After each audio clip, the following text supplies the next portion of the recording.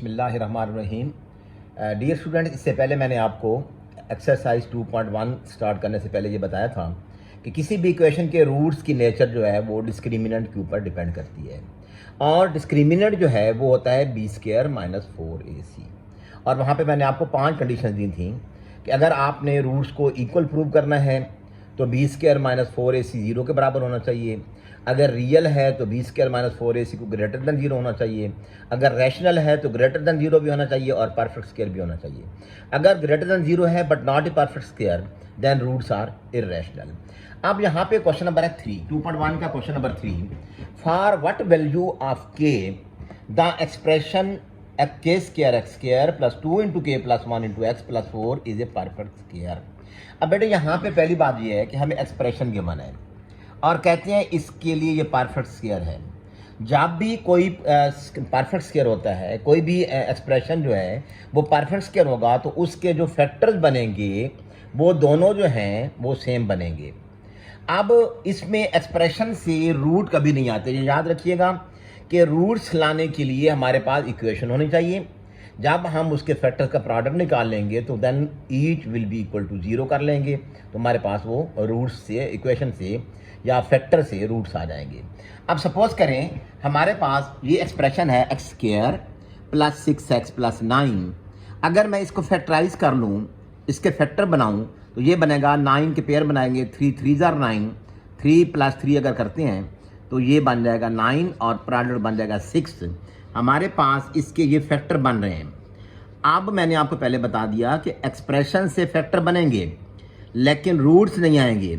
अब x plus 3 बन जाएगा, यहाँ से 3 कॉमन लें तो अंदर बन जाएगा x plus 3। It means that हमारे पास दो रूट्स आ गए, दो फैक्टर्स आ गए, sorry, x plus 3, x plus 3। अब इन फैक्टर से रूट लाने के लिए हमें एक्सप्रेशन को इक्वल टू 0 करके इक्वेशन बनानी पड़ेगी। तो पहले हम एक्सप्रेशन बनाएंगे, एक्सप्रेशन से इक्वेशन बनाएंगे। अब इक्वल टू 0 अगर करते हैं, इक्वल टू 0 कर दें तो इसका मतलब ये है x प्लस 3 इक्वल टू 0 और x प्लस 3 इक्वल टू 0।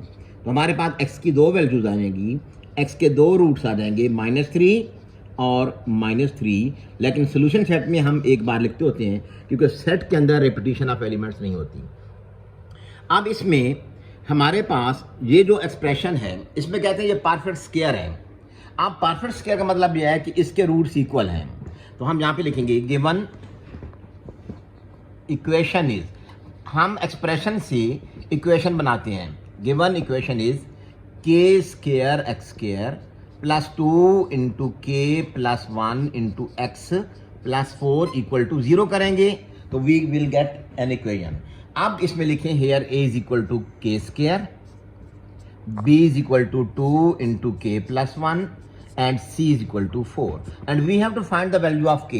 आप लिखेंगे for perfect square, for perfect square. बेटा आपको मैंने एग्जांपल से समझा दी बात कि जब भी परफेक्ट स्क्वायर की बात होगी उसके रूट सेम आएंगे, रूट्स आर इक्वल होंगे, रूट्स आर इक्वल या सेम। देयरफॉर और इक्वल रूट्स के लिए डिस्क्रिमिनेंट इक्वल टू होता है 0। b² minus 4ac equal to 0।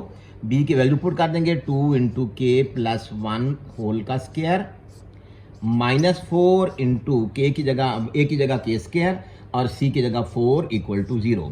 इसमें हम इंडिविजुअल स्क्वायर लेंगे, 2 का स्क्वायर अलग हो जाएगा, k प्लस 1 का स्क्वायर माइनस हो जाएगा 16k² इक्वल टू 0।